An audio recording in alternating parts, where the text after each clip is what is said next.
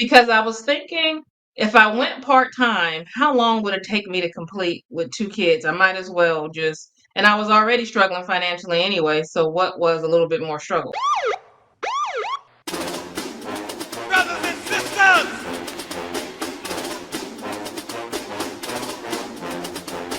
brothers and sisters, I don't know what this world is coming to. You're listening to the Black and Blue Podcast, a discussion and celebration of the roles of African Americans and other minorities in U.S. law enforcement. Your host on the Black and Blue Podcast is Dale Peters, a law enforcement professional with over 20 years experience in the business. Hop on board this Black and Blue train of interviews, current events, and pop culture conversations. So get ready. The Black and Blue Podcast is coming at you right now. What up, Black and Blue fan? Welcome to the latest edition of the Black and Blue Podcast, where we celebrate diversity in U.S. law enforcement. Y'all know me. My name is Dale, and I'm the host. Thank you for dropping in by today because I got a real good one for you. But first, hey, let me ask you to please click those like, subscribe, and bell icons right down here on my YouTube channel.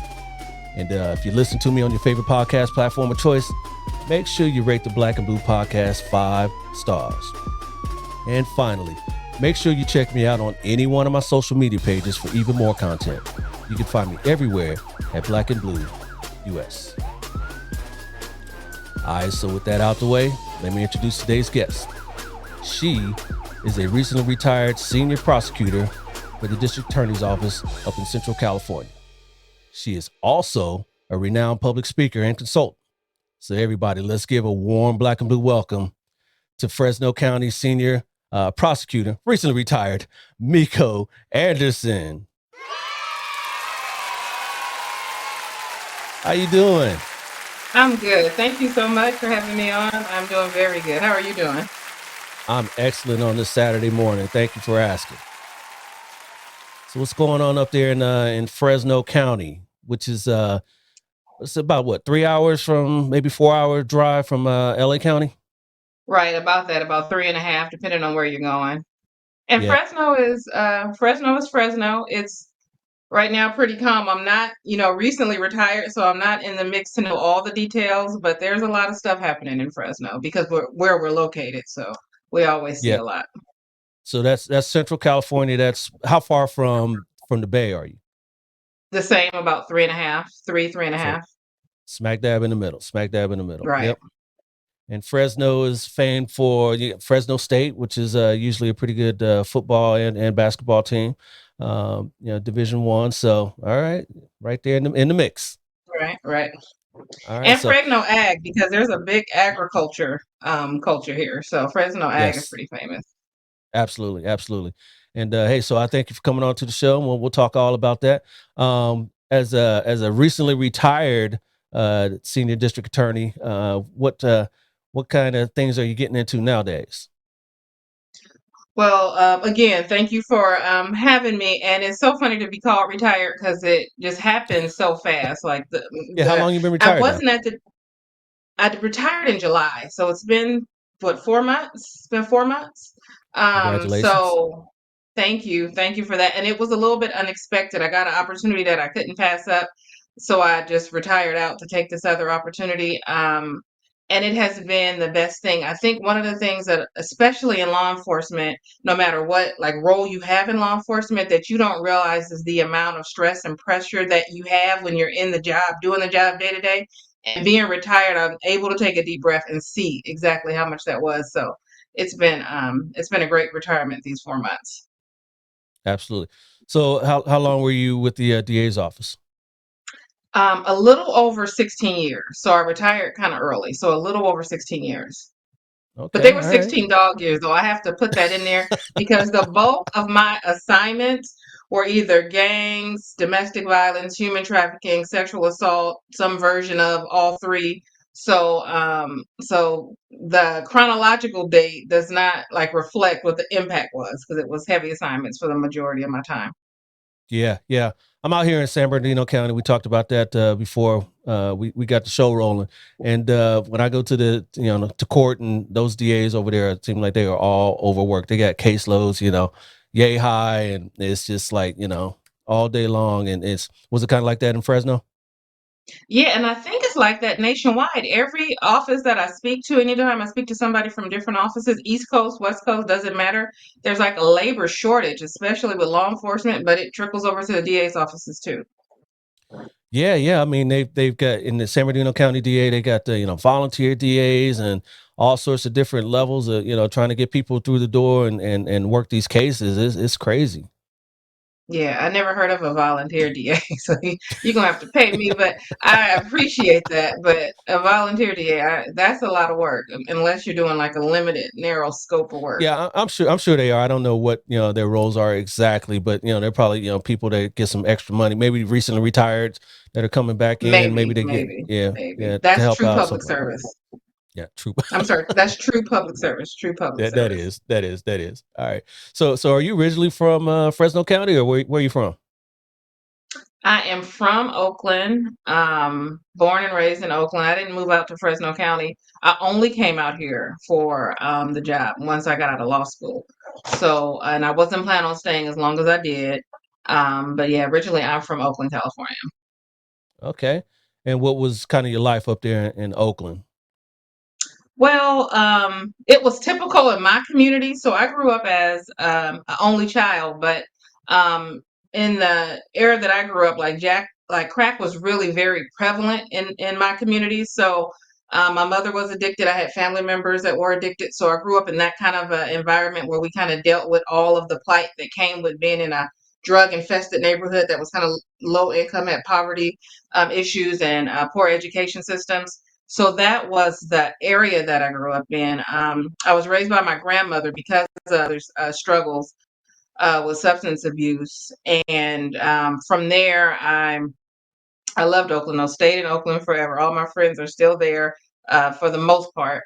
And went to law school. I went ultimately as a single parent. I eventually got divorced and went as a single parent in law school, graduated, and then decided to come out here to do prosecution. Okay. All right. Where'd you do your undergrad? At Laney College, it's a community college there. Okay. And so then you decided to go into law. What kind of piqued your interest there? Oh, so it was one of those things because I entered kind of later in life. I was 29 and I was working for the phone company and I had both kids at the time. So my daughter maybe was 3 and my son had to be like under 1, so they were smaller children. And I was working for the phone Wow. company and I had this crazy routine where I would drive from Hayward, which was about like 20 minutes from Oakland, to drop off one child in Oakland. And then I would drive back to Hayward to drop off my son because of the hours that the daycare opened. I couldn't drop him off first. And then I would Mm, drive from there to work, which was in San Ramon. So it took me like a 2 hour trek for like a wow. probably 30 minute commute, right? Every day. And so one day I came in and I had just did this routine and I was exhausted and I was running late. And when I walked in, and I'm huffing and puffing trying to make it up the steps or whatever. And when I walked in, the manager at the time was standing at this big glass door with a clipboard. And I literally am like out of breath trying to make sure I can clock in before the clock strikes 0. And she just checked me off as tardy. And when that happened, I was like, this cannot be what I'm supposed to be doing because I put too much effort to be just regulated like that. So it's so funny on that day. And mind you, I had no backup plan, no savings, no nothing, and 2 kids. I had this Les Brown. I don't know if you heard of Les Brown. Yeah, I have. Yep. Okay, the motivational speaker. So I had his Hmm. book at my desk and I opened it up to some random page. I was like, let me open it up. God, you better get me out here. Let me open it up. So I opened it up and it was like a passage that said, and I'm paraphrasing now because it was so many years ago, but it was like, don't sit on the edge of the pool if you're going to enjoy life. Jump in fully and completely and don't delay what you need to do, that kind of thing. So I was like, okay, so it's time to leave. So I typed up my 2 weeks notice and turned it in and decided to go back to school at that point. Oh wow, wow! Went in with all the both feet and everything. Just jumped right into that pool, I huh? did. I was Yeah, like, you know what? Because I was thinking if I went part time, how long would it take me to complete with two kids? I might as well just, and I was already struggling financially anyway. So what was a little bit more struggle? yeah, So just to go in and figure it out.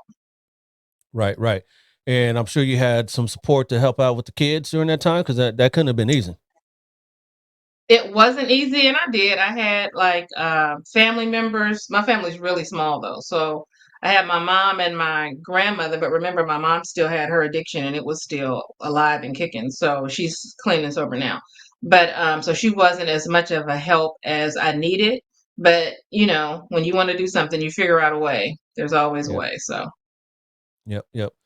And then you graduated, and what kind of piqued your interest to go into criminal defense, not criminal defense, prosecution as opposed to criminal defense, or sports attorney, or real estate law or anything like that?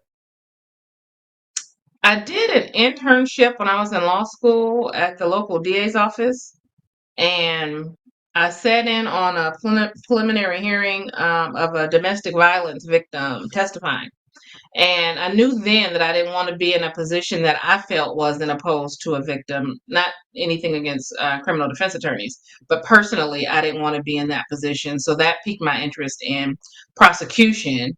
And then that was coupled with an experience that I had had years earlier with an encounter with law enforcement that I didn't feel was handled, taken as seriously as it should have been. And so those two things kind of pushed me toward prosecution. Okay. Yeah, and we have a love hate relationship between law enforcement and prosecutors and DA's offices. We always, police officers always think that it's the DA's office who turns down these cases, and you guys have your own criteria of what meets what's going to make a good prosecution on a case. So, kind of talk about that process and what you see when you get reports in from law enforcement agencies.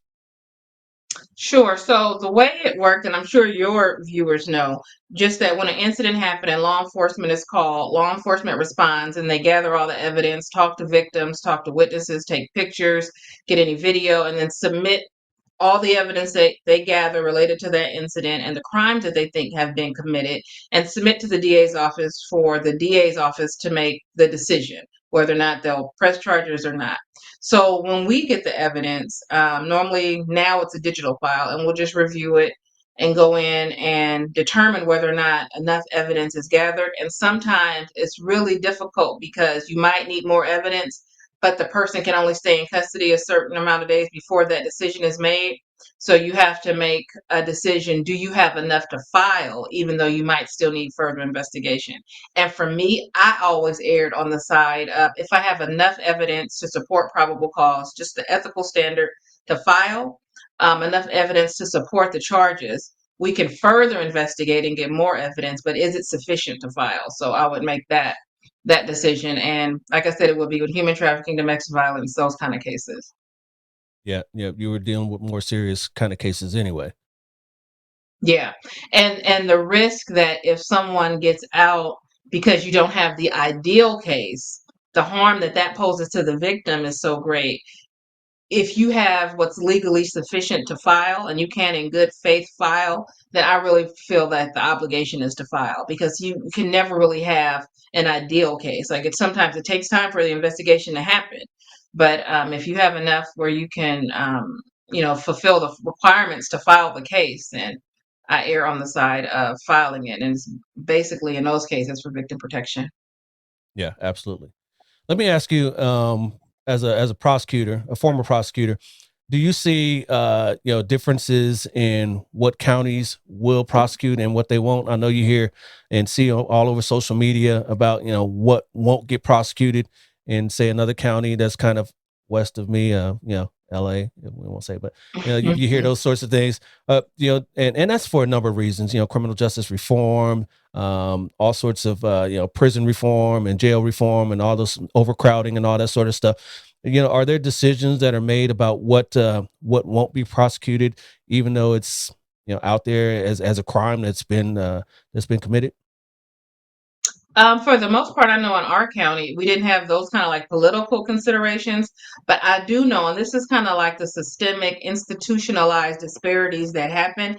I do feel that a lot of times that when people of color are victimized, sometimes those crimes aren't prosecuted to the full extent. I Not to say that any one particular agency does it, but I think that there's a lack of cultural competence when it comes to that, and a lack of understanding what a traumatized victim may how they may appear.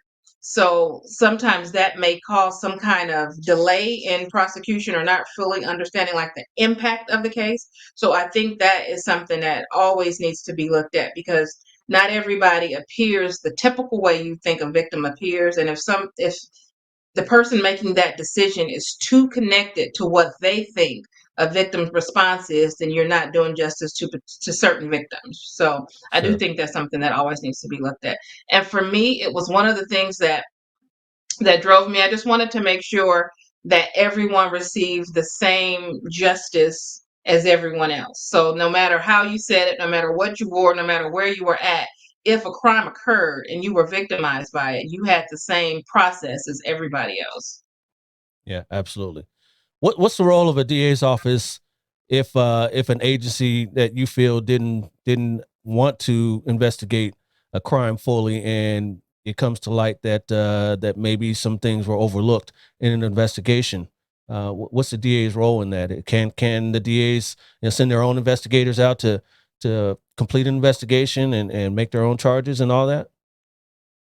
For us, yeah, for sure. We have sworn peace officers as investigators. So a lot of times, some of the follow up, with that example of a new case that came in, and maybe there's follow up investigation that needs to happen, we would assign it to a DA investigator. Sometimes it would be the law enforcement agency, sometimes not. And the DA investigator would then go out, do further interviews, and gather information, and sometimes be witnesses in the cases and play that same role. Yeah, absolutely. So you mentioned that you were in a number of assignments, that you were over there in Fresno County DA's office. What was your favorite? I think my favorite and my most difficult was a human trafficking assignment. Yeah, yeah, yeah. And why is that? Because the impact that it has on those victims is just so huge, it's so devastating, and there was such a misconception early on how law enforcement treated those victims. So we had a lot of learning to do, a lot of trust to rebuild, and then on top of that, those victims also tended to be the most vulnerable. So there were a lot of things at play. So the impact and the vulnerability, and then the systematic stuff, and then the complexity of the legal case, because um, I like that kind of chessboard type of prosecution. So that probably would make it my favorite assignment. Explain to the audience what human trafficking is, because I think it's expanded over the years, and a lot of people maybe have the misconception it's more smuggling, but it's not. Something that you would see border patrol handle. What is human trafficking? Oh, for sure. Human trafficking is the there's two different types. So there's labor trafficking and there's sex trafficking, and they're both human trafficking. So sex trafficking is when you force another person to enter into a commercial sex act, and that person who is forcing is doing it for their financial benefit. And labor trafficking, it's the same exact theme, that you're forcing a person to commit to either provide some type of labor or service against their will, and it's for the benefit of that trafficker. So it has nothing to do with where they are, or borders or anything like that. Yeah, And one of the things too is that the force doesn't have to be physical, violent force. It can be coercive, psychological force, and that's the one absolutely. that I found to be the most common. Yeah, absolutely. And since Fresno has a large agricultural community, you would see a lot of the labor as well, right? We do have a lot of labor trafficking that's reported from those non-governmental agencies. So, like the victim services organizations that help directly with the people who were being trafficked. Unfortunately, there still was a hurdle in getting those reports over to law enforcement for prosecution, because a lot of times those victims may be undocumented, they may be migrants, they may have so many other concerns when it comes to law enforcement, they don't want to report. So Yeah. making that connection to let them know that it's safe to report is one of the hurdles that I think everybody is still trying to work around. Yeah, absolutely. And then on the flip side, what was kind of your least favorite assignment? Um, I had an assignment where I had two least favorite assignments. Excuse me. I had an assignment where I had to travel to Coalinga, which was about an hour and a half away from Fresno. And it was, in order to be to court at 8, I had to be on the road by 6 o'clock because I had to pick up my files. And it was just an ugly assignment. It was just difficult, like the practical part of it, especially as a single parent in Fresno County. It was just too much. So I really didn't like that assignment just for the practicals. It wasn't the assignment. The logistics was really what I didn't like.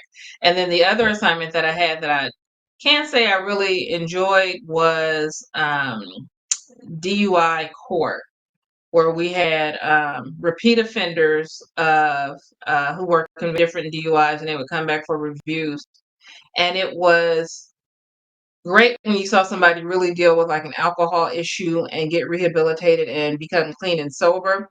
The part that was difficult about that assignment is that there were so many repeat offenders and so many people placed at risk because they were out getting treatment, but then they pick up another DUI.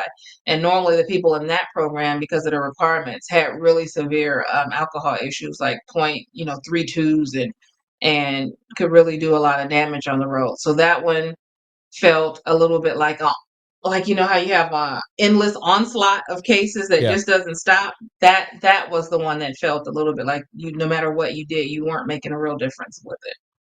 Yeah. Yeah. Do you find the same with drug crimes as well? I do. The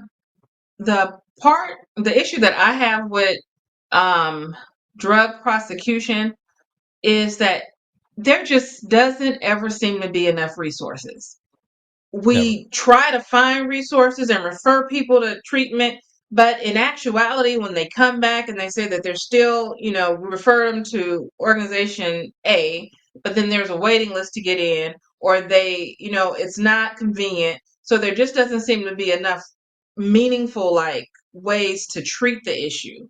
So that's the part of drug court, because a lot of it, a lack of resources, especially somebody who's in like a real struggle with substances, sometimes you have a small window where you can get in there and really make some help. So those delays mean a lot.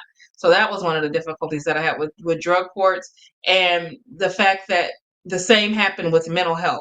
So if there was a Yes. person with a dual diagnosis, the difficulty in finding them meaningful resources. You can find resources like based on paper, but meaningful resources was sometimes difficult to find. Absolutely. I know you mentioned earlier that after law school you got the job in Fresno County, and you didn't expect to stay down there as long as you did.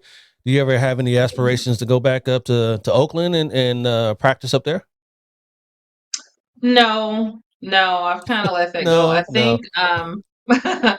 I think Oakland, because every time I go back, it's not the same Oakland as when I left, and I had to finally accept that. Like, I romanticize Oakland from growing up there, but when I go back and visit, it's not the same place. And it's really Yeah. a heartbreaking place to see, because there's Yeah. so much homelessness, and you see like the fallout of all the drug issues, and it's a difficult place to visit, especially when you remember it from your childhood. So I don't have any intentions on going back. I still have family and friends there, but I don't think I'd go back to live. Yeah. E40 and Too Short make it a little romanticized, but that's just in music and the videos. When you get up there, so it's a whole different story. And it's unfortunate because they lost a lot of their sport teams, all their sports teams. The A's just went to Vegas too, so yeah. Yeah, everything is gone. And I heard the WNBA was supposed to send a team to take the spot that the Warriors had at the Oracle. Hmm. That they were going to get a WNBA team for that. So that might be some hope, but everything, and it doesn't make sense to me when I think about it, because Oakland didn't have really any major retail. Everything you bought in the surrounding cities. There were always smaller stores, but in the surrounding cities. So there was very few places. So it just seems like the infrastructure just collapsed. Yeah. Has there been a lot of flight from Oakland as well, as far as the residency and businesses? From my understanding, because the price, the market has gotten so high because so many people overflow from San Francisco because their market is so high, Yeah. pushed other people out of the East Bay. So yeah, so it's been kind of like a triple effect, and you can see it with more people from the Bay Area here in Fresno. Yeah, what's life like in Fresno? It's grown a lot. What are the larger the main cities out there in Fresno County? We got Fresno and what else? Fresno, Clovis. There's Is some other cities that those are the two bigger cities, and then there's small is pocket cities Visalia around. is Visalia in Fresno County or Visalia is in Tulare. I'm sorry, it's in Tulare County. okay, but that's close by. It is like 45-minute drive. Okay, okay. Yeah, so I'm sure Fresno's grown over the years that you've been there. What's kind of your favorite part about being in Fresno County? Really, that is centrally located. So if I need to get to Southern California or go back to the Bay Area, it's a little bit easier, and you can get to the coast pretty easy. That pretty much it. The housing costs historically have been low, but they're kind of going up now too. Well, So that's that California. used to Yep. be exactly, exactly. That used to be a benefit. Still is, I guess, relative to the Bay, but not as much as it used to be. So that kind of thing. And then I've made, connections and friendships, and so kind of planted some roots here unintentionally, but did. Yeah, you there now? You are I am. what they call you a Fresnite or what I don't know No, a Fresnoian. no, Yeah. I'm still from Oakland. I'm still from Oakland. Okay. All right. I know you mentioned earlier that you retired because you got an opportunity that you couldn't turn down. So let's talk about what you're doing now in retirement. Okay, sure. So there are two different tracks. So the opportunity that I received is with this incredible organization that trains prosecutors and law enforcement agencies and allied partners on how to prosecute and investigate gender-based violent crimes. So sexual assault, domestic violence, human trafficking, stalking, those type of crimes. And we train agencies globally. And so I could not pass that up. We do one-on-one consultations that's available, but we also do consultations or trainings that are tailored to whatever that particular organization needs. So it doesn't matter. And we work with a team of experts, subject matter experts in a lot of those areas. So that was the opportunity that I couldn't pass up. The name of that organization is Equitas, and the beauties of that is because we're grant funded, federally and private grants, that the agencies who receive the training don't have to pay the cost of the training being created or the presentation, the wages for presentation. So there's no cost associated with that. They may have to pay things like travel costs, but those are the kind of things that can be worked out. So that was something that was really important. And they're based out of DC, so I get to now go and train all over. So that's right up my alley because that's what I have been doing privately. So the other part of what I do is privately as a consultant. I've been doing trainings and professional development, leadership development, particularly working with. Now my focus is working with schools on some of the things that they need to do for exploitation prevention, self-care for educators, student leadership, that type of thing, and then working with organizations. And one of the things that I had um, it really was like a tremendous experience to do a workshop with some correctional officers in the state of Indiana, and we did a workshop that really focused on self-care, and it was more from the perspective of a public servant, because I don't think that anyone who's not a public servant, and police, they have it at a whole different level, because you have, on top of everything else, you have a heightened level of just physical safety that, Yep. as a DA, I had that concern too, but not to the degree that a police officer has it. But to do public servant kind of self care. workshops and give everybody a chance to kind of close out all the concerns that we always have about community and victims, and how to connect, and how to, stop juveniles down the pipeline, all these very important things that public service and law enforcement officers, deal with all the time, and simply focus on the person themselves and how they can make sure that they have a wellness program that allows them to do all that stuff and not, burn out and leave the profession. Yeah, absolutely. And how's that working out for you? That those ventures, both those ventures. Oh, absolutely great. I could not have asked for it to happen any better.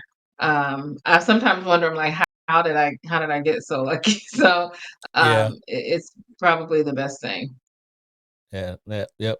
So you kind of left the law behind, and you're kind of working in the same kind of vein there, but a little differently. Do you have any aspirations to maybe return back to law at any point?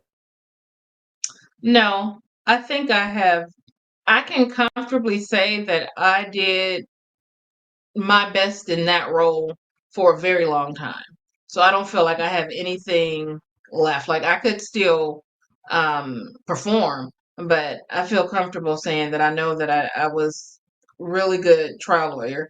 I handled complicated cases. I did everything, got the accolades, did all that stuff. And it's just like a graduation. Sometimes you just want, it's time to do something a little bit different. And I feel this lane gives me the ability to impact more prosecutors and more law enforcement to kind of carry that torch forward. Okay, gotcha. Let me ask you this real quick, because I know some officers that after they retired, they went to go work for public defenders offices as investigators or what have you. And, you always got that. You went to go work for the dark side. Would you ever consider? I know you did you did speak earlier about nothing against public defenders, but they are a necessary. I won't say evil. They're a necessary cog in the criminal justice wheel. Everyone talks. Everyone hates a public defender until you need one, right? Right. Right, and I Yeah. have nothing against public defenders. As a legal expert, I would be open to whoever hired me for a consultation. So that part wouldn't change, because normally the facts and the law, they kind of are what they are. So you have to interpret it as you will. As far as being a defense attorney, that's a leap I probably wouldn't make, just because of just where I'm just positioned. I don't think I would make it, but there's nothing against it, and I have great relationships with a bunch of defense attorneys. So.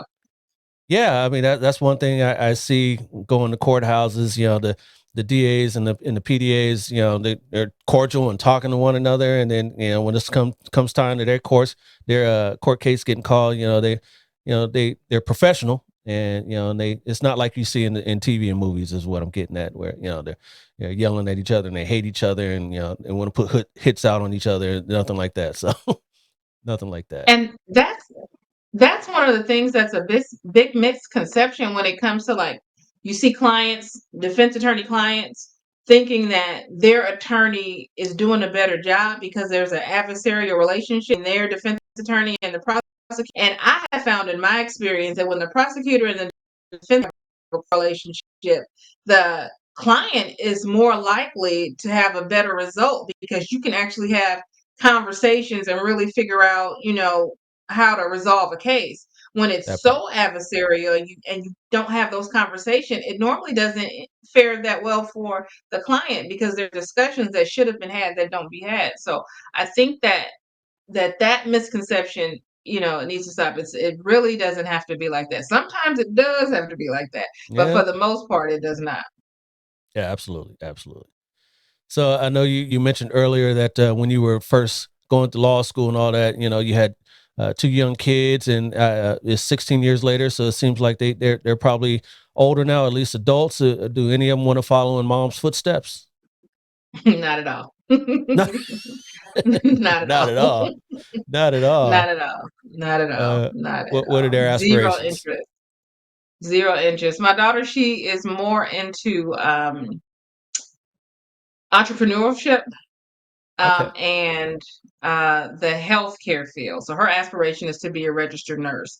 And then while working in that process, because she's now just going to college to start that, while working in that process, she has like the mid goal of having she already had a business that had dealt with like beauty consulting, body sculpting, that kind of thing. So in the beauty industry and fitness, so that's her Nice. thing. But her ultimate goal is to be a RN. And my son, he kind of thinks that the path that he really wanted was to be either a teacher, and he did talk about a paralegal at some point, but more structured as far as a teacher. That's kind of where he kind of settled down to. Yeah, yeah, yeah. My kids are the same way. I've been a cop as long as they can remember. And my son, he's a senior over at UC Riverside, and he's a biology major. He wants to be a geneticist. And my daughter's a sophomore over at Howard, and she wants to get into education. So they don't want to get in the law. So law enforcement. It's And all that's good. understandable. Yeah, They've yeah. seen, Well, and their mom's a psychologist, so Oh. we got that. All right. So hey, I appreciate you coming on, and this has been real fun speaking to a prosecutor about the ins and outs and what you're doing nowadays. But you are not done with the Black Blue podcast. I told you we got a little something here for you. So let me get this set up for you. And this is black or blue, black or blue, black or blue, black or blue, black or blue, black or blue. All right, this is my black or blue game. And your category today is courtroom drama. Courtroom drama. And that means particularly movies and TV shows about legal proceedings. Hopefully you've seen a couple TV shows and or movies about, law stuff in your day. So I'm going to give you a description about one of these, and you just kind of tell me what TV show or movie that was. All right. I'll give you some hints along the way if you can't figure that out. All right. So you ready? Yes. All right, so here we go. Your first one here, this television legal drama centers around a criminal defense lawyer based in Atlanta. He typically identifies and confronts the perpetrator in a dramatic courtroom scene. His goal, most often, is to prove reasonable doubt of his client's guilt. And this is the old school show, and he is old school. Can I ask you, is it black and white or color? This is color, but he got his start in black and white shows. That's a good hint for you. The actor. Then I would say Matlock. That is Matlock, yes. Yes, that show was from 1986 to 1985, so they definitely had color in 1986. But we all know him from the Andy Griffith Show, which started out in black and white. All right. Good job there. Here's your second one. A gifted young Florida lawyer is invited to New York City to work for a major firm. As his wife becomes haunted by frightening visions, the lawyer slowly begins to realize the owner of the firm is not what he appears to be. He is actually the devil. Tom Cruise and the Firm? No, I gave you a hint there. He is actually the devil, which is Devil's Advocate. The Devil's Advocate. Okay, I've never seen that. Yeah. Okay, but I've heard about it. Okay. Keanu Reeves and Al Pacino there. Yeah. That's all right. We'll get you back on track here. How about number 3? Alicia's husband, Peter, is the former Cook County, Illinois state's attorney. He was jailed following a political corruption and sex scandal. After having spent 13 years as a stay-at-home mom, Alicia returns to the workforce as a litigator to provide for her 2 children. This one is a TV show, recent TV show. The opposite of bad is Good.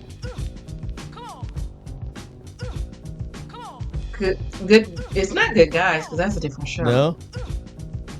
We'll give it Good to you. Girl. The Good Wife. The Good Wife. Have you ever heard of Good that show? Wife. The Good Wife. Okay. Yep. Yep. You probably didn't have much time to watch TV or movies, did you? Not during 2009 and 2016. That's all right. That's all right. We get you through this. The Good Wife. All right. So you at least heard of that show. Next one is a civil rights advocate and defense lawyer finds himself in a tumultuous series of events that lead to a personal crisis and the necessity for extreme action after his law partner suffers a fatal heart attack, forcing him to work for a larger firm. This is a recent movie starring one of the most handsome brothers of all time.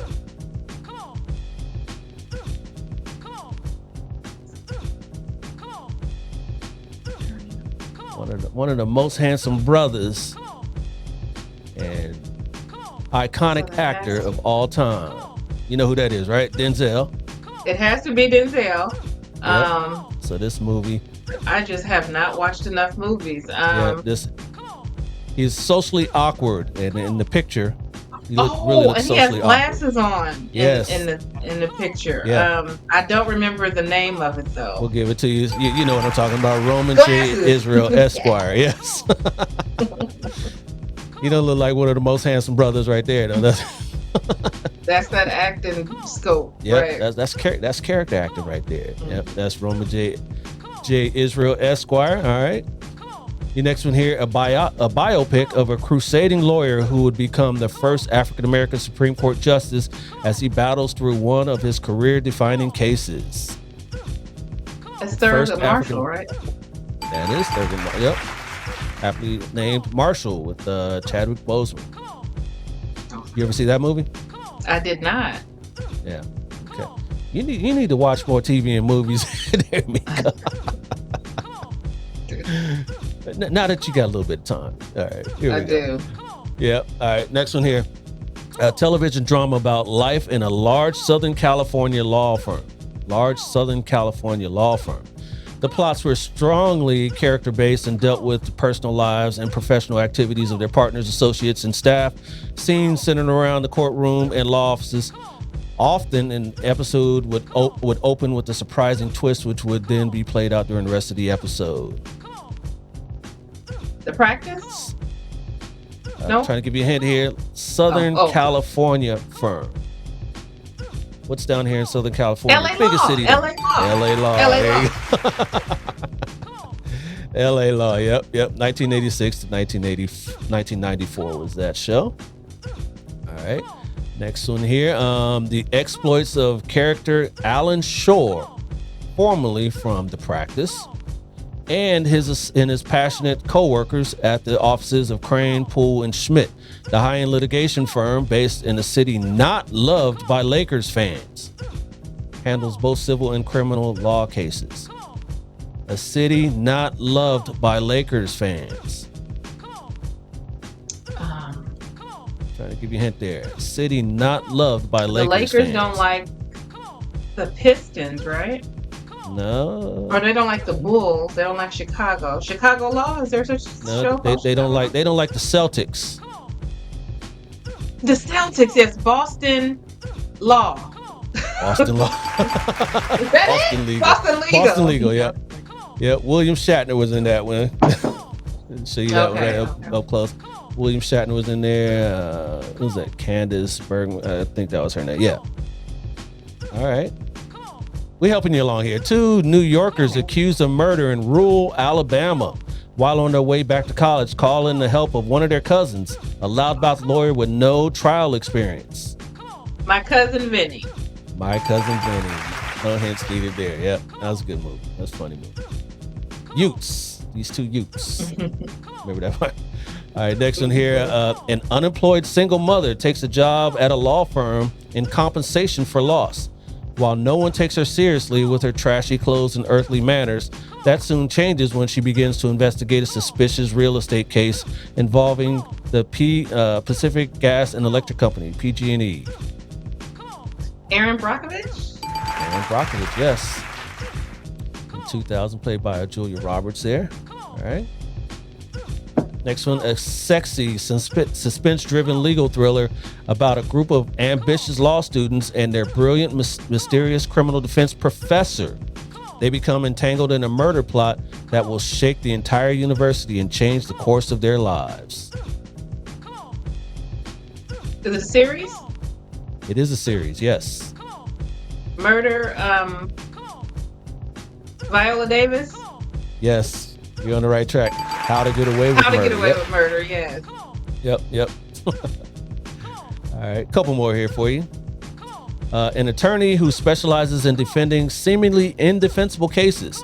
With the aid of his secretary Della Street and investigator Paul Drake, he often finds that by digging deeply into the facts, startling facts can be revealed. Often relying on his outstanding courtroom skills, he often tracks or traps people into unwittingly admitting their guilt. Now, this one is in black and white television show. This is Perry Mason. This is Perry Mason. Yep. 1957 to 66. All right, good job. Number 12, when a man with HIV is fired by his law firm because of his condition, he hires a homophobic small-time lawyer as the only willing advocate for wrongful dismissal suit. Tom Hanks, Philadelphia. Yep. That is Philadelphia. Yep. Denzel was in that one as the lawyer. And your last one here, a widowed lawyer in Depression-era Alabama defends a black man against an undeserved rape charge and tries to educate his young children against prejudice. Oh my goodness. Movie. Black and white movie. Great book. Everyone had to read this one in school. Yes. We got you. Just give me a word. Give me a word. One of my friends. Finch is the name of one of the characters. Hideous or Gideous Finch or something like that. Maybe one of the characters. And To Kill a Mockingbird. Remember that? Oh, I might have the wrong movie. To Kill a Mockingbird. That's all right. We got you through. You got more right than you got wrong. So we're going to call you the winner.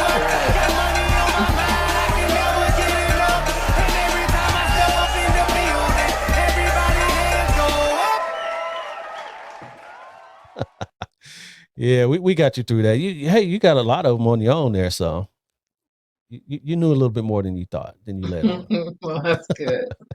There's some I need to see, so that's good. Yeah. Had you ever seen To Kill a Mockingbird? That's one of those. I don't think I have.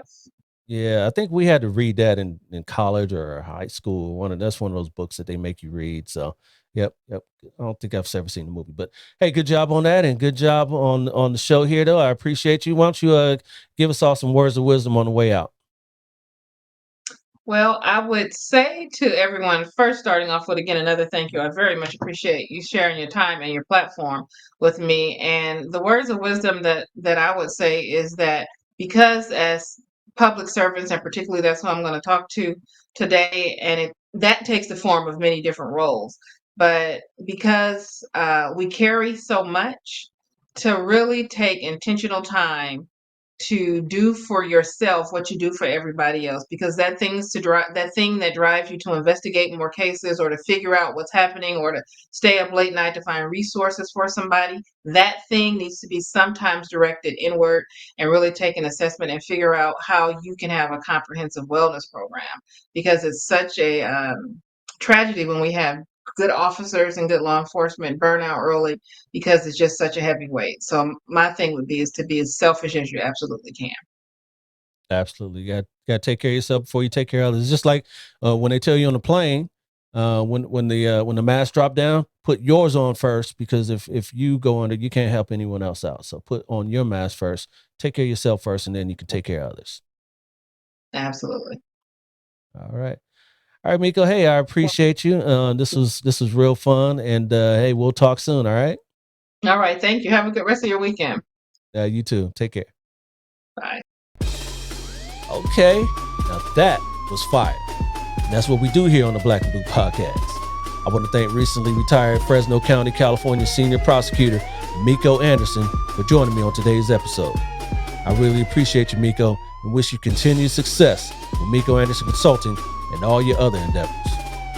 If y'all enjoyed this episode too, let me know by leaving a comment down below.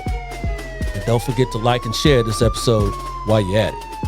I'll be back before you know it with another 5 episodes just like this one. But till then, hey, say it with me.